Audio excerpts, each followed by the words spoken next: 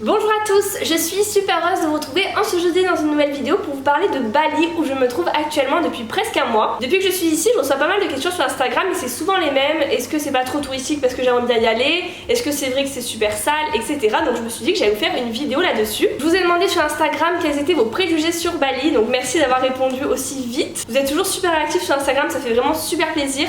Merci à tous ceux qui m'y suivent, je vous mets mon compte juste ici si vous voulez me rejoindre sur Instagram. Donc voilà, je vais pouvoir répondre à tous vos préjugés parce que comme je vous l'ai dit, ça fait un mois que je suis ici et on a fait avec Sacha à peu près tout le tour de l'île, le nord, l'ouest, l'est. Là on est actuellement au sud, on est à Seminyak, donc je pense que c'est la ville justement la plus touristique.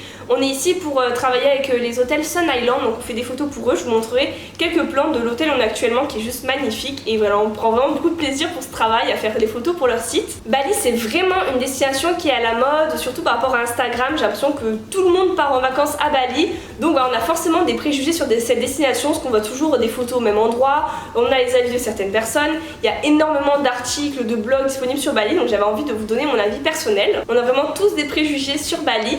Si vous ne savez pas exactement où c'est, je vous mets la carte du monde juste ici. Bali c'est une île d'Indonésie qui est quand même assez à part on va dire, puisque l'Indonésie globalement c'est un pays musulman et Bali c'est la seule île, si je dis pas de bêtises, d'Indonésie qui est hindouiste. Donc c'est une religion différente, il y a énormément de temples, il y a toute une culture différente et ça fait vraiment partie intégrante du tourisme ici. Donc c'est parti, je vais répondre à vos préjugés. Alors les premiers préjugés ça me fait rire parce que c'est deux qui sont totalement opposés. Il y a quelqu'un qui écrit si on va là-bas on devient millionnaire parce que rien ne coûte cher. Et à côté il y a plein de gens qui disent tout coûte très cher, hyper cher, grande ville avec plein de magasins, etc.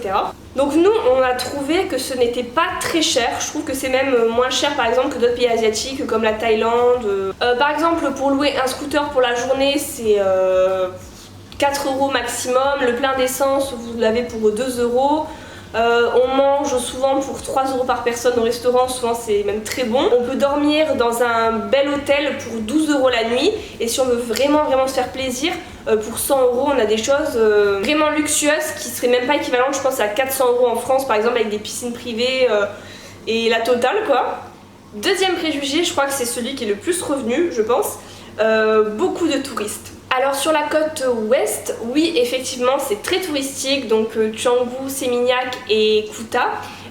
C'est très touristique parce qu'en fait c'est prisé par les Australiens, c'est vraiment leur destination de vacances comme nous par exemple on va en Espagne, voilà à côté de chez nous. C'est une destination qui est pas loin d'eux, qui est vraiment pas chère donc ils viennent tous ici et voilà ils font la fête, ils font du surf, c'est pas cher et il y a beaucoup de touristes.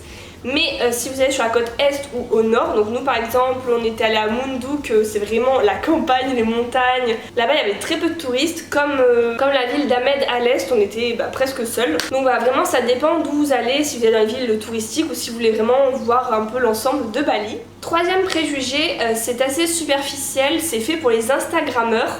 Donc là encore une fois, oui et non. Il y a beaucoup d'infrastructures exprès pour faire des photos, donc ils ont quand même une bonne stratégie de communication.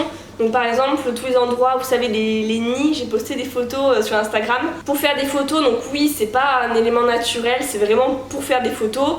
Il y a aussi plein de jolis cafés avec des beaux murs, des néons, oui c'est fait exprès pour faire des photos. Même des rizières qui sont taillées à la perfection pour faire de jolies photos. Mais en dehors de ça, il y a d'autres rizières sauvages où on peut voir voilà, les locaux travailler et donc là c'est moins touristique, c'est moins superficiel. Je dirais qu'il y a vraiment les deux côtés. Moi le côté vraiment Instagram ça me dérange pas forcément, voilà, j'aime bien faire des jolies photos. Mais j'aime aussi voir le vrai Bali, voir des choses moins superficielles. Donc voilà, ça dépend ce que vous voulez, mais les deux existent. Ah oui, autre préjugé qui est venu souvent aussi, c'est une île sale. Alors ça c'est vraiment un préjugé que j'avais énormément avant de venir ici. Il y a beaucoup de personnes qui m'avaient dit que c'était une île très sale. Mais en ayant fait avant de venir ici le Cambodge, le Vietnam et j'en passe, finalement je trouve pas ça si sale que ça. Si j'étais venue directement depuis la France et encore... La France c'est pas toujours nickel. À Bali, oui j'aurais dit qu'il y a des endroits sales, des plages, des déchets par terre, mais je trouve que quand même ils font énormément d'efforts par rapport au Cambodge, au Vietnam où tout le monde jette tout par terre. Ici, il y a très peu de plastique à usage unique. Je n'ai jamais vu une paille en plastique servie, que ce soit dans un restaurant ou dans un hôtel. Peut-être qu'avant c'était sale, mais ils sont en train de changer. Ils font énormément d'efforts sur le recyclage, sur les ramassages des plages, etc. Donc c'est pas propre comme sur voilà, les photos qu'on peut voir sur les paysages Instagram et tout, mais ça change et c'est plutôt positif. Un préjugé, ça je suis étonnée, apparemment vous mangez pas mal d'insectes, cafards et tout. En plus j'en ai même pas vu sur les marchés, dans les magasins. Non, en Thaïlande il y avait des scorpions, des insectes partout à manger, mais ici non j'ai pas vu. Bah, ça doit exister hein, mais c'est pas courant. Préjugé suivant mais qui ressemble quand même à d'autres sites avant, mais je voulais quand même vous le lire. Les photos Instagram ne montrent que le beau côté du pays alors que c'est pauvre.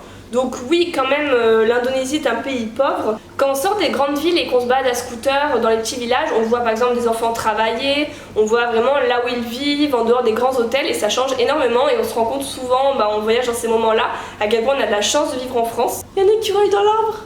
Elle est beau, hein. Voilà, j'ai fait le tour, après c'est tout le temps les mêmes choses qui reviennent, touristiques, saleté, etc. Donc j'ai répondu. Pour résumer, c'est une très belle destination. Vraiment, il y a beaucoup de choses à faire, beaucoup de paysages variés, c'est magnifique. Après, si vous venez, je vous conseille vraiment de sortir des villes touristiques et de faire vraiment tout le tour de l'île, surtout à scooter ou en louant une voiture. Vraiment, en vous déplaçant par vos propres moyens, c'est la meilleure façon de voyager ici. Moi-même, j'avais pas mal de préjugés et finalement, je suis plutôt ravie de ma visite ici. Prochain pays, l'Australie. Là aussi, j'ai pas mal de préjugés et j'ai hâte de voir ce que ça va donner. Je vous retrouve la semaine prochaine dans une nouvelle vidéo. Je vous fais de gros bisous et à bientôt.